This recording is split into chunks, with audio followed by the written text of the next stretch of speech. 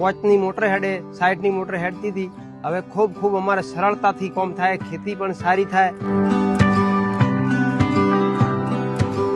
વિકાસના પંથે આગળ વધતું આપણું ડીસા બનાસકાંઠા આજે ગામડાઓની ધરા હરિયાળી બની રહી છે અને તળાવો ફરી નર્મદાના પવિત્ર જળથી છલકાઈ રહ્યા છે।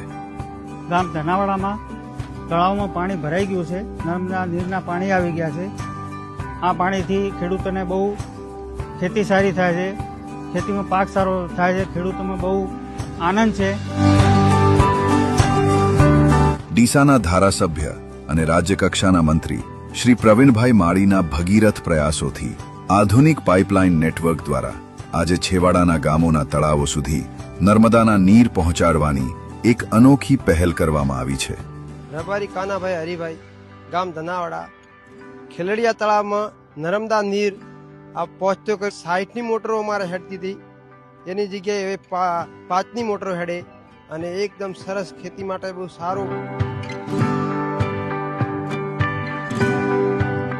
આ કામગીરીથી ગામના કૂવા અને બોરના પાણીના સ્તર ઊંચા આવ્યા છે, જેનાથી આપણા ખેડૂતોને ખેતી માટે મોટો આધાર મળ્યો છે અને પ્રવીણભાઈના આ વિઝનરી નેતૃત્વમાં જળ સંચયની આ ક્રાંતિ ગ્રામીણ અર્થતંત્રને એક નવી ઊંચાઈ પર લઈ જશે।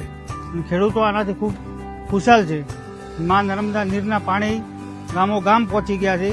મારું નામ રબારી મહેશભાઈ ઈશ્વરભાઈ, ગામ ધનાવાડા। માં નર્મદાના નીર અમારા ગામમાં પાઇપલાઇન દ્વારા પહોંચેલા છે, એના લીધે ખેડૂતો સારી રીતે ખેતી કરી રહ્યા છે અને લાઇટના કનેક્શન પણ મળેલા છે અને 3 સિઝનથી વ્યવસ્થિત ખેતી કરી રહ્યા છે અને એના લીધે ઉત્પાદન પણ સારું છે।